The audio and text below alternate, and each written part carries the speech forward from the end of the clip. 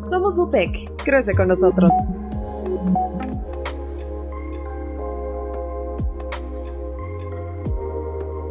Hola, ¿qué tal? Buenos días. El día de hoy vamos a hablar un poco sobre nutrición, conceptos muy básicos que siempre debemos tomar en cuenta, que debemos conocer su definición y debemos manejar muy rápido porque esto nos va a permitir pues entender muchas cosas que luego nos comentan, ya sea con médicos, obviamente en la rama de la nutrición. Entonces, esta clase va a ser muy rápida, pero con mucha información. Para empezar, vamos a empezar definiendo qué es la alimentación y cuál es la diferencia con la nutrición. La alimentación, según la norma 043, la norma oficial mexicana, es un conjunto de procesos biológicos, psicológicos y sociológicos relacionados con la ingestión de alimentos, mediante el cual el organismo va a obtener del medio los nutrimentos que necesita, así como también va a satisfacer necesidades intelectuales, emocionales, estéticas y socioculturales. Y según la FAO, que es la Organización de las Naciones Unidas para la Alimentación y la Agricultura, es un proceso consciente y voluntario que consiste en el acto de ingerir alimentos para satisfacer la necesidad de comer. Entonces, si bien en esta parte solo nos están hablando sobre esta necesidad que tenemos de comer, de satisfacer ciertas necesidades, pero no de cubrir requerimientos nutricionales. Entonces, de aquí pasamos al concepto de nutrición, que según la OMS es la ingesta de alimentos en relación con las necesidades dietéticas del organismo. Y si bien aquí ya está haciendo énfasis en esas necesidades que cada uno de nosotros necesita según nuestras actividades y nuestro estilo de vida. Y obviamente también si tenemos algún padecimiento. Y según la norma oficial mexicana 043, la nutrición es un conjunto de procesos involucrados en la obtención, asimilación y metabolismo de los nutrimentos por el organismo. Es el proceso fisiológico mediante el cual nuestro organismo va a recibir, transformar y utilizar las sustancias que le estamos dando a través de los alimentos. Es decir, a través de la alimentación nosotros vamos a poder tener una nutrición. Puede ser una mala nutrición porque la alimentación puede no tener una buena calidad o puede ser una excelente nutrición siempre y cuando la alimentación sea de calidad. Entonces, aquí ya entendemos las dos diferencias de estos dos conceptos que muchas veces creemos que es lo mismo, pero si nos damos cuenta, no lo es. Bien, ahora vamos a pasar a la definición de dieta, porque muchas veces este término es muy mal usado, es muy eh, normal, entre comillas, que todo el mundo diga, me voy a poner a dieta, voy a hacer una dieta, ya encontré tal dieta en internet, pero en realidad, ¿qué es una dieta? La dieta es el conjunto de alimentos y platillos que se consumen cada día y constituye la unidad de la alimentación. Esto según la norma oficial mexicana 043. Entonces, es el conjunto de alimentos que se consume cada día. Y con esto que quiero decir, que todos estamos a dieta todos los días. Entonces, ya hay que quitarnos este error de decir siempre me voy a poner a dieta o voy a hacer una dieta. Todos estamos a dieta, pero la dieta de cada uno siempre es distinta. Hay aquellas dietas que están basadas, por ejemplo, en comidas rápidas, aquellas dietas que están eh, bien organizadas, aquellas dietas que están basadas, por ejemplo, en, no sé, alimentos industrializados. Entonces, aquí lo que hay que entender es que todo el mundo está a dieta. No quiere decir nada más aquellos que van con el nutriólogo o que encuentran alguna en internet. Ahora, ¿cuáles son las características que debe tener una dieta?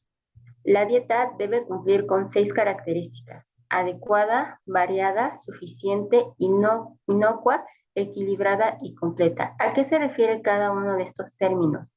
Adecuada, que debe estar acorde a nuestros gustos, a nuestras necesidades, a la cultura, a lo que va a significar para nosotros a la hora de comer.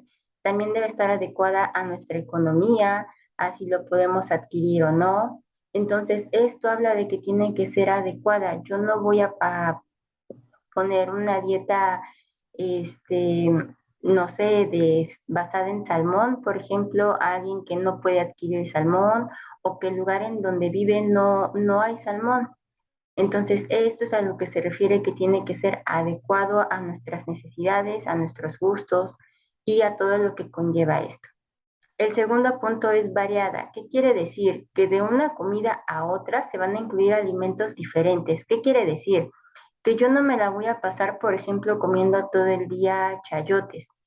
Variado quiere decir que, bueno, voy a incluir verduras y a lo mejor en mi desayuno meto espinacas, en mi comida a lo mejor puedo meter el chayote y en mi cena jitomate.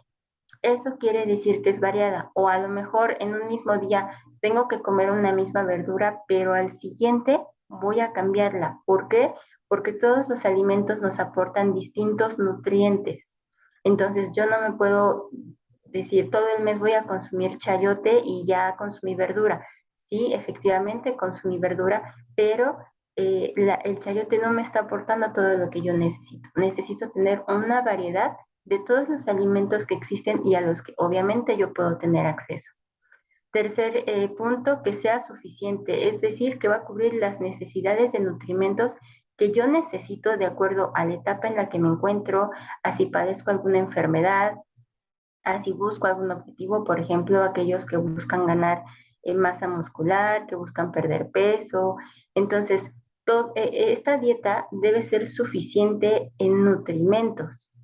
El siguiente punto es inocua. ¿Qué quiere decir? Que va a implicar que los alimentos que yo consuma en esta dieta no van a implicar un riesgo para la salud.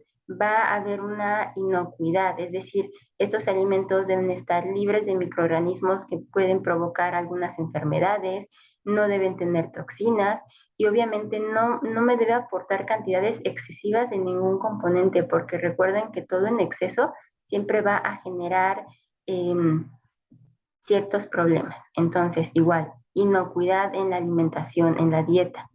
Equilibrada, es decir, que los nutrimentos que yo voy a consumir a través de los alimentos, porque ya quedamos claros que alimentación y nutrición son dos puntos diferentes, que estos nutrimentos van a guardar las proporciones apropiadas entre sí.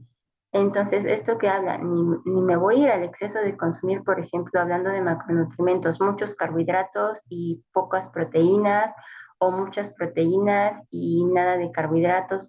Todo debe estar equilibrado a lo que se necesite, debe guardar una relación entre sí y obviamente tomando en cuenta los puntos anteriores y sobre todo el punto de que debe ser suficiente, de que debe estar acorde a mis necesidades. Y por último, que debe ser completa. ¿Qué quiere decir eso? Que va a contener todos los nutrimentos que yo necesito. Y aquí nos vamos al punto nos regresamos al punto de variada. Y lo que comentábamos, un solo alimento no nos va a dar todo lo que necesitamos. Entonces, debo hacer mi dieta lo más completa posible para que me pueda dar todo lo que yo necesito y entonces cubramos todos los puntos anteriores. Bien, entonces ya que tenemos claro estos significados que muchas veces utilizamos de forma incorrecta, vamos a pasar a lo siguiente. ¿Qué es un nutriente? Un nutriente es una sustancia química contenida en los alimentos que se necesita para el funcionamiento correcto del organismo, así como un buen crecimiento, un buen desarrollo y obviamente mantener una calidad de vida. La carencia de estos va a provocar distintos cambios, ya sea químicos o fisiológicos. Y vamos a tener distintos tipos de nutrientes. Estos se van a dividir en dos grupos, en los macronutrimentos y en los micronutrimentos. Esta clasificación se da según los requerimientos que tenemos. Hablando de macronutrimentos, estos los vamos a necesitar en grandes cantidades y una de las principales funciones es aportar energía y ayudar al funcionamiento vital del organismo. En los macronutrimentos tenemos a los hidratos de carbono, a las proteínas y a los lípidos. Y en los micronutrimentos, ¿por qué? Porque los necesitamos en pequeñas cantidades. Estos no van a tener la función de aportar energía, pero sí nos van a ayudar a regular las funciones dentro de nuestro organismo porque estos actúan a nivel de metabolismo. Entonces, más adelante lo vamos a mencionar de forma general, porque, insisto, esta clase solo es hablar como de conceptos básicos, detenernos en cada uno sería hacer una clase distinta de cada uno y bueno, esperamos poder ir haciendo eso. En los micronutrimentos tenemos lo que son vitaminas y minerales. Hablando de forma general de los macronutrimentos que ya dijimos cuáles son, vamos a hablar primero de los hidratos de carbono. La función más importante de estos es la de dar energía y estos van a aportar 4 kilocalorías por gramo. Químicamente van a estar compuestos por carbono, hidrógeno y oxígeno y se van a clasificar en 3 grupos, en monosacáridos, en oligosacáridos y en polisacáridos. Esta clasificación se da más a la cantidad de monosacáridos que tengan estas cadenas. Los monosacáridos, que son la unidad más básica y que muchas veces se les conoce como hidratos de carbono simple, son la glucosa, la fructosa y la galactosa. Y un punto que se me olvidaba, muchas veces a los hidratos de carbono, de forma coloquial, se les llama azúcares. Entonces, bueno, hablando de forma coloquial, los podemos llamar así, pero el término correcto, hablando en la nutrición, es de hidratos de carbono.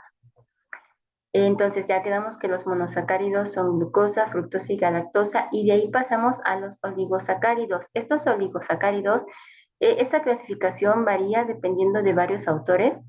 Unos mencionan que los oligosacáridos son cadenas de 2 hasta 20 monosacáridos, otros mencionan que son a partir de 3 a 20 monosacáridos. Aquí va a depender de cada autor. Y bueno, en estos oligosacáridos vamos a encontrar los disacáridos que se van a formar por 2 monosacáridos. Y algunos de ellos los conocemos, por ejemplo, tenemos la sacarosa, que es el azúcar de mesa, y este va a estar formado por glucosa más fructosa, la lactosa, que va a estar formada por glucosa y galactosa, y la maltosa, que es la glucosa más glucosa. Entonces, si se dan cuenta, esta clasificación, insisto, se va dando por la cantidad de monosacáridos que se tenga en su estructura. De ahí pasamos a los polisacáridos, y estos se conocen coloquialmente como los hidratos de carbono complejos. Y estas son moléculas ya más largas, más de 20 unidades de monosacáridos, o a veces muchísimo más. Y estos también se pueden clasificar según la función. Se van a dividir en polisacáridos de reserva y los polisacáridos estructurales. De reserva nos quiere decir que para eso están, para ayudar a la reserva de energía.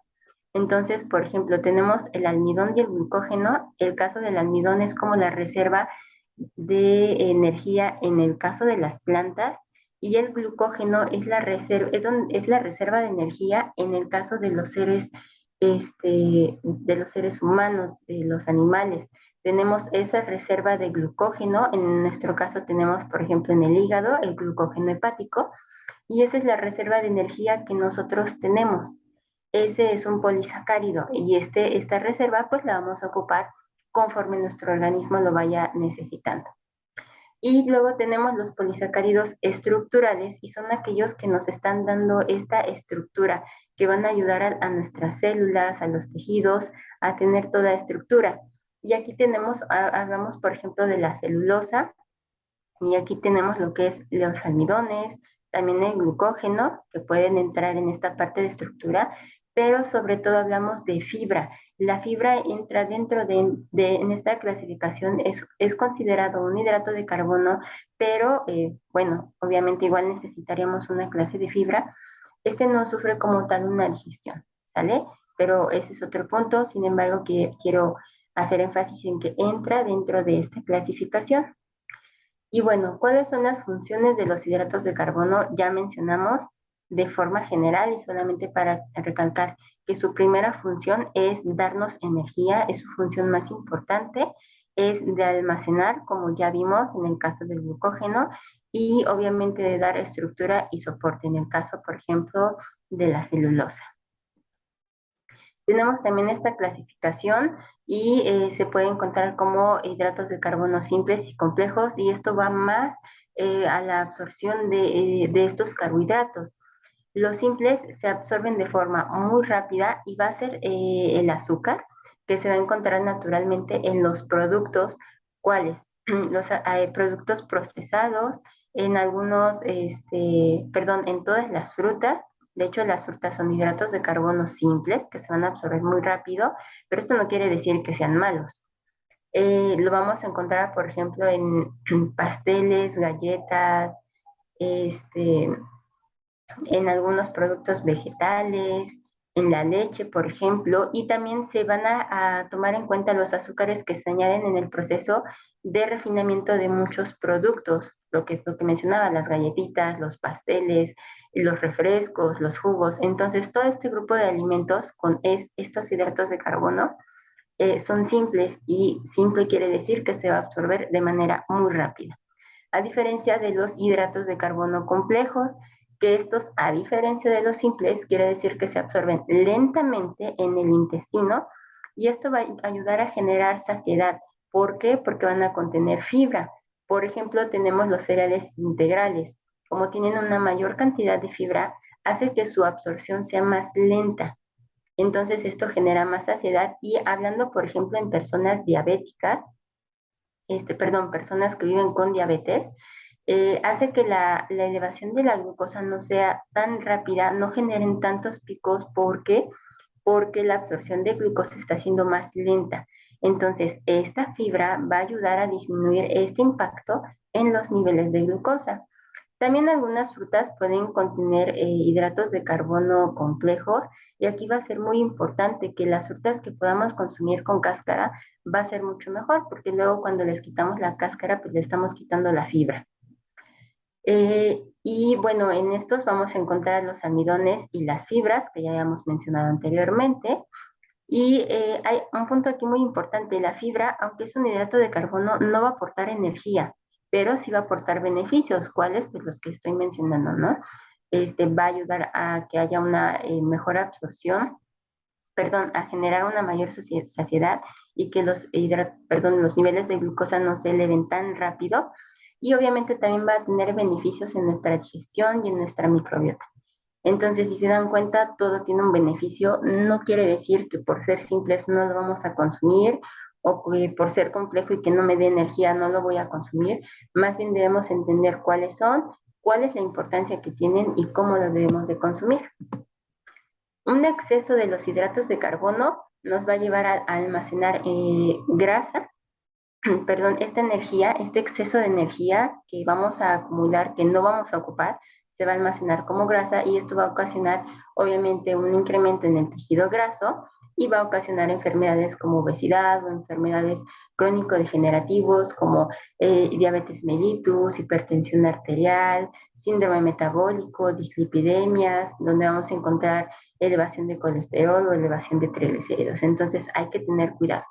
Y una deficiencia de los hidratos de carbono va a causar problemas como debilidad física y mental. ¿Por qué? Porque acuérdense que la función principal de los hidratos de carbono es dar energía. Nos va a provocar mareos, pérdida de masa muscular. Aquí en esta parte habría que entender mucho el metabolismo. No me voy a meter ahorita en esto, pero puede provocar esta deficiencia problemas renales, problemas digestivos, como el estreñimiento, porque pues, no vamos a tener un consumo adecuado de fibra. Entonces, insisto, los hidratos de carbono no son malos porque muchas veces los satanizamos. Simple y sencillamente debe haber un equilibrio, ¿no? Como mencionamos en los conceptos de una dieta adecuada. Pasando al segundo macronutrimento son las proteínas. Estos van a ser polímeros de aminoácidos, que es la estructura principal de las proteínas, y van a estar unidos por enlaces peptídicos. Las proteínas van a aportar 4 kilocalorías por gramo y una proteína puede contener varios cientos o miles de aminoácidos y la disposición o secuencia de estos mismos va a determinar la estructura y la función de cada una de estas proteínas. Entonces, igual aquí debemos entender que hay aminoácidos esenciales y no esenciales y que estos son los que nos llevan a la formación de proteínas y que igual si yo no estoy consumiendo los aminoácidos eh, esenciales, que son los que nuestro cuerpo no puede sintetizar, yo no voy a poder tener las proteínas necesarias para llevar a cabo las funciones que mi cuerpo necesita. Las proteínas van a poseer una misma estructura química central que va a consistir en una línea de aminoácidos, pero aquí lo que va a ser distinto a esta proteína es que va a tener una secuencia de aminoácidos que se va a conocer como una estructura primaria, que esta es la que va a ser la diferencia entre las funciones de cada proteína. Entonces, aunque todas sean cadenas de aminoácidos y estos aminoácidos van a ser distintos, obviamente, esto va a ser la diferencia en la función. Esta estructura primaria es la que va a determinar la función que va a desempeñar en el organismo. Y bueno, las proteínas van a ser el constituyente principal de nuestras células. Lo vamos a encontrar en membranas, en nuestros tejidos.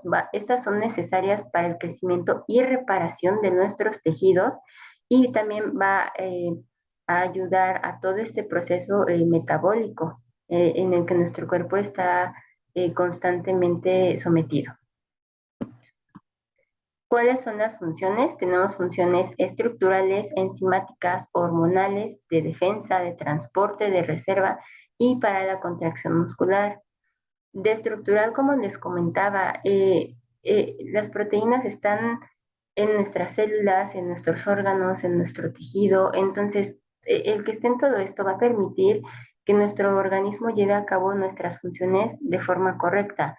El metabolismo, que nuestros órganos estén de forma saludable, que nos den, por ejemplo, elasticidad, que haya los órganos puedan tener resistencia, puedan tener fuerza. ¿Por qué? Porque la estructura que está otorgando esta proteína es muy importante. Después tenemos la parte enzimática. Todas las enzimas son proteínas. Y las enzimas, ¿qué hacen? Actúan como biocatalizadores en todas las reacciones del metabolismo. Entonces, cuando ustedes conozcan todas las reacciones del metabolismo, que son inmensas, que son muchísimas, se van a dar cuenta que para todo necesitamos enzimas. Y las enzimas, insisto, son proteínas. Entonces, si no tenemos un buen aporte de proteínas, estas reacciones metabólicas no se van a llevar a cabo y nuestro metabolismo no va a ser el correcto. Hormonal, igual, las hormonas son proteínas y un ejemplo de hormonas son, por ejemplo, la insulina. Ya sabemos, a lo mejor de manera coloquial, conocemos qué hace la insulina y lo que hace la insulina es ayudar a regular los niveles de glucosa en sangre. Nosotros producimos insulina, no hablamos solamente de la insulina, por ejemplo, de las personas que se inyectan insulina, las personas que viven con diabetes. Nuestro organismo produce insulina, que es una hormona, y la insulina lleva a cabo su función. Si mi organismo no está produciendo insulina de manera correcta, mis niveles de glucosa se van a ver elevados y entonces de ahí que tengamos tantos problemas. La función de la defensa van a ayudar a crear anticuerpos, a nuestro sistema inmunológico a actuar como tiene que ser, a generar estas proteínas que van a ayudar a defender a nuestro cuerpo de agentes extraños. Van a servir de transporte, ¿por qué? Porque tenemos proteínas en, por ejemplo, la hemoglobina y la mioglobina, que son proteínas, y que estas van a ayudar a transportar el oxígeno en la sangre. Entonces, aquí también tenemos otra función de reserva. Aquí un punto muy importante. Las proteínas como tal no son para dar energía. Ya vimos que tienen muchas funciones, pero no para dar energía.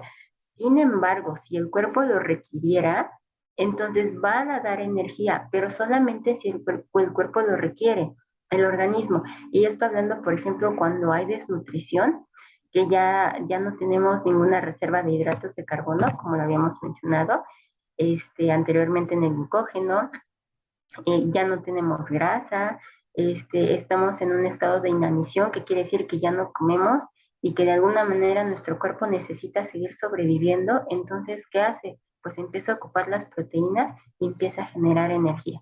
Insisto, no es la función de dar energía, pero si el cuerpo lo necesita, lo va a hacer. Y por último, de contracción muscular, y creo que es a lo mejor a lo que más lo asociamos siempre las proteínas, porque siempre que pensamos en proteínas pensamos en el músculo. Entonces, sí, efectivamente actúa en esto. a través de las proteínas como la miosina y la actina, que estas son las que entran en todo este proceso de la contracción muscular y que ayudan obviamente a que las células generen este movimiento y que ciertas fibras puedan realizar la contracción muscular.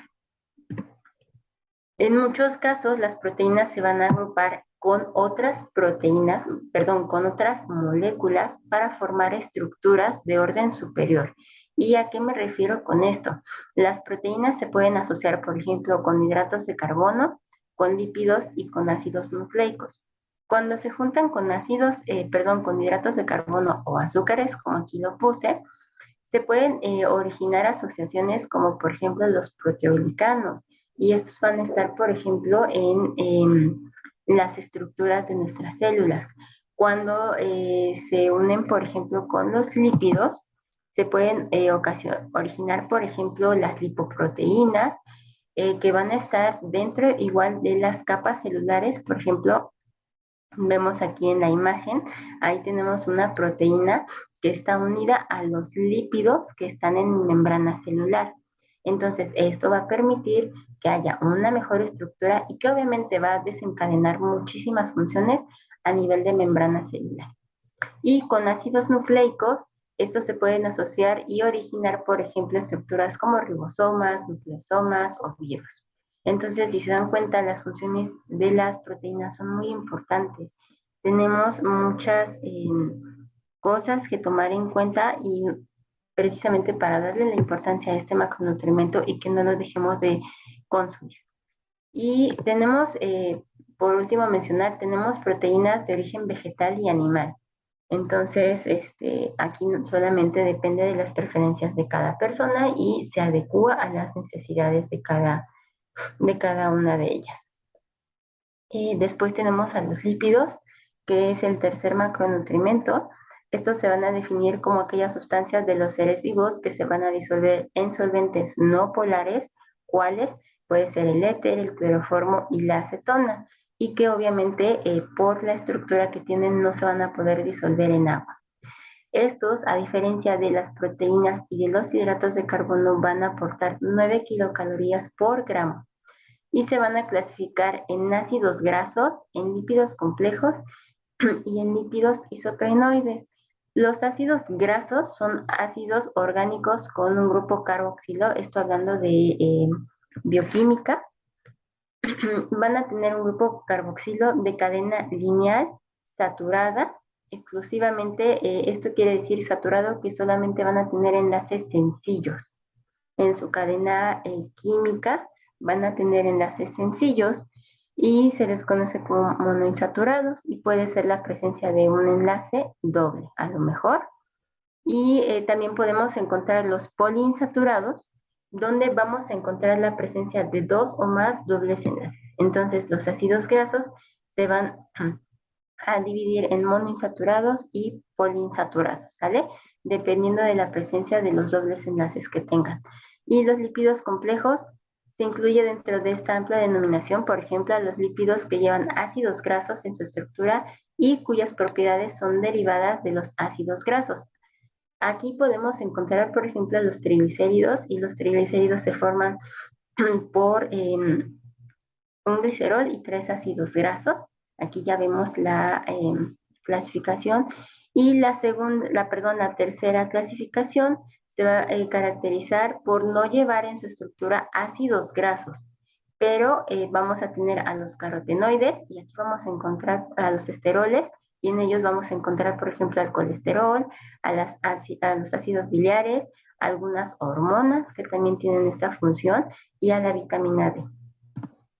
¿Cuáles son las funciones de los ácidos grasos? Este sí tiene la función de energía.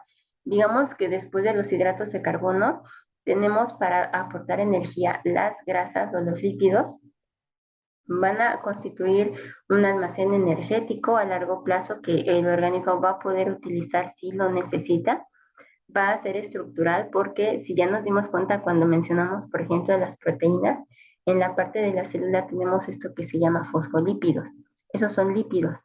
Entonces, estos lípidos también me van a ayudar a que mi célula tenga estructura y a que esta membrana celular que recubre mi célula pueda llevar a cabo su función. Van a tener también la función de transporte. ¿Por qué? Porque van a ayudar a la absorción de vitaminas liposolubles como la vitamina A, la D, la E y la K, y al mejorar la absorción de estas vitaminas las va a transportar de forma correcta y estas van a poder llevar a cabo su función. Entonces, si se dan cuenta, no podemos quitar a las grasas porque las grasas son indispensables, llevan una función, tienen un porqué, pero insisto, todos deben de llevar un equilibrio. Tienen una función reguladora porque diversos tipos de lípidos van a desarrollar esta acción de control hormonal o van a regular el metabolismo. Entonces, igual aquí también es muy importante. Y bueno, un exceso de los lípidos puede llevar a una ganancia de peso por las calorías en exceso que va a aportar, que yo no voy a ocupar y que al igual que los hidratos de carbono, esta energía que no se ocupe se va a almacenar como grasa y bueno, va a provocar problemas de sobrepeso, obesidad, cardiovasculares, porque estas grasas sí se pueden empezar a acumular, por ejemplo, en ciertos órganos y también me va a generar problemas digestivos. Y una deficiencia me puede dar, por ejemplo, un bajo peso, trastornos hormonales, porque ya vimos que los lípidos intervienen con estos procesos hormonales, deficiencias en vitaminas liposolubles, por ejemplo, porque ya vimos que intervienen en su transporte y en mejorar su absorción. Después tenemos las vitaminas, ya son los micronutrientes y de forma general, porque insisto, esto solamente es hablar como de conceptos básicos, para hablar de cada una de ellas me llevaría yo mucho tiempo y ojalá podamos hacer distintas clases sobre esto.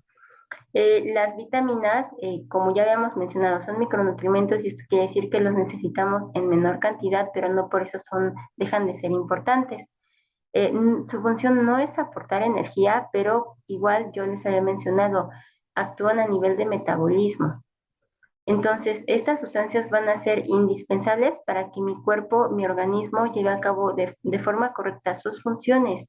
Y la principal función que tienen es la de regular, porque van a actuar a nivel de las reacciones que se llevan a cabo en las diversas este, vías metabólicas. Entonces, cada una de estas vitaminas tiene una función muy importante que no podemos dejar de lado. Aquí tenemos tanto las vitaminas hidrosolubles y liposolubles, que es la clasificación. Las liposolubles ya mencionamos que son las A, D, E y K, y esta clasificación se da por la forma en que se van a absorber. Las liposolubles, como su nombre lo dice, necesitan de grasas para poder absorberse y transportarse. Y las hidrosolubles, igual como su nombre lo dice, hidro, necesitan de agua para poder absorberse y transportarse. Y en las hidrosolubles tenemos todo el complejo B y la vitamina C. Aquí de forma general les ponemos esta tablita, insisto, son muy generales. Si se dan cuenta, tienen muchísimas funciones cada una de ellas y estas también las podemos encontrar en distintos alimentos.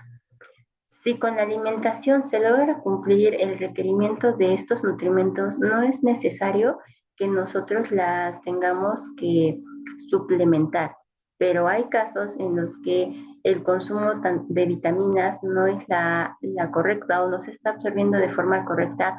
Puede ser porque no lo estoy cubriendo con los alimentos necesarios o porque a lo mejor mi organismo tenga algún problema que no está no me está ayudando a absorber de forma correcta estas vitaminas y entonces yo tengo que suplementarlas. En el caso, por ejemplo, de aquella persona que tiene alguna cirugía de intestino y que a lo mejor le tienen que hacer alguna resección a nivel de intestino delgado, que es donde más se dan la absorción de todos estos nutrimentos, como no va a tener esa parte de intestino, entonces hay que ver qué parte de intestino es y entonces se tiene que suplementar las vitaminas que no se puedan absorber. Los minerales, que también son parte de los micronutrientes, igual son sustancias inorgánicas, tienen funciones muy variadas. La principal, igual que las vitaminas, es actuar como regulador en todos estos procesos del metabolismo. Se les conoce a lo mejor como cofactores que luego necesitamos a nivel metabólico igual para que todas estas reacciones se lleven a cabo de forma correcta. También van a ser constituyentes, por ejemplo, de huesos, de dientes, de tejidos, también los vamos a encontrar aquí. Entonces también tienen esta función estructural, no solamente reguladora, para que mis tejidos puedan estar sanos y puedan tener fuerza. Sobre todo, por ejemplo, hablando de esqueleto, mi esqueleto tiene que tener mucha fuerza, tiene que estar bien estructurado para que mi organismo lleve a cabo las funciones correctas. Y bueno, igual aquí les coloco una tablita de los minerales, igual son muchas las funciones las que tiene cada uno de ellos y muchas veces necesitamos por ejemplo, de una vitamina y un mineral para que se puedan absorber correctamente. Tal es el caso, por ejemplo, de la vitamina D, que necesita aparte el calcio. Entonces también trabajan en conjunto. La deficiencia tanto de vitaminas como minerales la podemos ver físicamente. Tenemos que conocer, por ejemplo, signos de deficiencias, ya sea en uñas, en lengua, en cabello, en la piel, en los ojos, y a través de esto yo me tengo que dar cuenta que veo, si por ejemplo veo malformaciones en las uñas, pérdidas de cabello, yo tengo que identificar qué es lo que está pasando para decir, ah, seguramente le está faltando calcio, seguramente no se está absorbiendo bien su vitamina D. Yo debo conocer todo esto para saber si con la alimentación no está siendo suficiente lo que se está aportando y entonces tenga que haber una suplementación. Y por último, de forma general, vamos a hablar de los grupos de alimentos, porque siempre nos hablan que de frutas, de verduras, de carnes, bueno, pero ¿qué es esto? Igual ahorita, ¿no? Yo ya dije que vitaminas y minerales y hidratos de carbono, proteínas, los vamos a encontrar en distintos grupos de alimentos. Ajá, pero ¿cuáles son los grupos de alimentos? Tenemos distintos grupos en los cuales van a estar verduras, frutas, cereales sin grasa, cereales con grasa, alimentos de origen animal, leguminosas, grasas, grasas con proteína, lácteos, azúcares y los alimentos libres de energía. Estos grupos de alimentos son los que nosotros nutriólogos nos basamos a la hora de hacer nuestros planes de alimentación. ¿Qué alimentos los conforman? Bueno, en las verduras, pues digo, ya aquí conocemos pepino, jícama, jitomate, zanahoria, chayote, etcétera, champiñones, ¿no? Frutas, tenemos plátano, fresa, sandía, papaya, guayabas, cereales sin grasa. Y aquí hay que empezar a distinguir. Siempre que pensamos en cereales, pensamos en un cereal de caja. Y efectivamente es un cereal, pero eso no quiere decir que es el único cereal que yo tengo en mi alimentación. Y si se dan cuenta, tenemos dos tipos de cereales, aquellos sin grasa y aquellos con grasa. En los cereales sin grasa tenemos la tortilla de maíz, la papa, el elote, el camote, las tostadas, avena, trigo, amaranto. Y en los cereales con grasa tenemos tortilla de harina, cereales de caja, barritas. Entonces, si se dan cuenta, tenemos una cantidad de alimentos que sin querer, si yo les pregunto luego, ¿consumen cereales? Y me dicen no, porque ellos nunca consumen cereales de caja. Pero ya cuando uno les explica cuáles son los cereales, se dan cuenta que efectivamente casi todos los días, si no es que todos los días, están consumiendo cereales. Después de esto tenemos los alimentos de origen animal, tenemos el pollo, el pescado, atún, queso, huevos, carnes. Después tenemos las leguminosas, en donde entran lentejas, frijoles, haba, garbanzo, soya. Tenemos las grasas, las cuales también se dividen. Tenemos las grasas sin proteína, que son los aceites vegetales que usamos para cocinar, como el aceite de aguacate, el aceite de oliva, el aceite de canola. También tenemos el coco, la mayonesa, los aguacates, el tocino. Y luego tenemos las grasas con proteína, que como su nombre nos dice, nos va a dar proteína. ¿Y qué tenemos aquí? Nueces, cacahuates, almendras, chía. Lácteos como leche, yogur o helado de yogur. Azúcar, que tenemos azúcar, que es el azúcar de mesa, las mermeladas, la cocoa, la cajeta, la catsup. Ahora, todos estos grupos de alimentos me van a aportar distintos nutrimentos. Por eso lo que yo mencionaba al inicio, yo debo tener una variedad de mis alimentos porque cada uno de ellos me va a aportar distintas cosas. Por ejemplo, las verduras me van a aportar hidratos de carbono, vitaminas, minerales y fibra.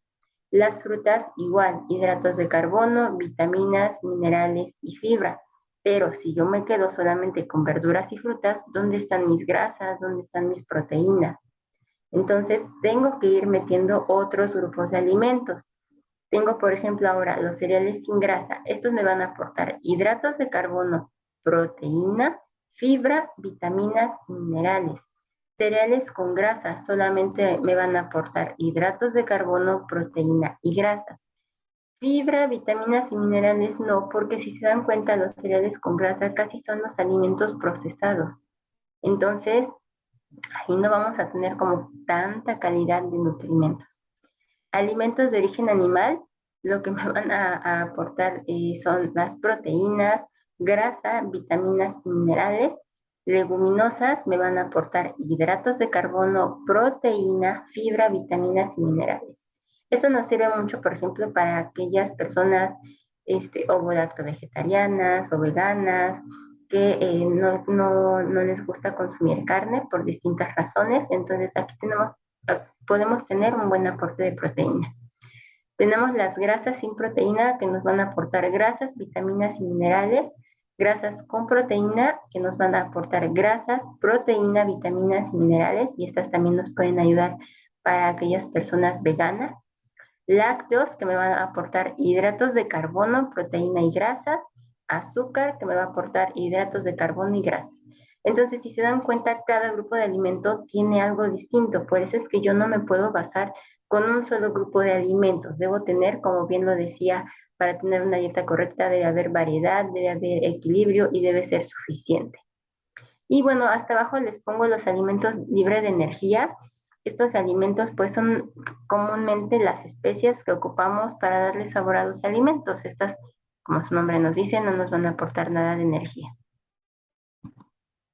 Y bueno, en realidad eso sería todo por el día de hoy. Insisto, esta clase pues fue de manera muy general y para poder darles a conocer a ustedes conceptos muy básicos de la nutrición.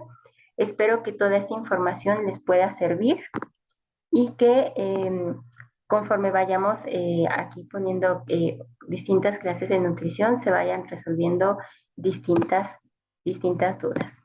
Si bien, entonces es todo por el momento. Espero poder verlos pronto.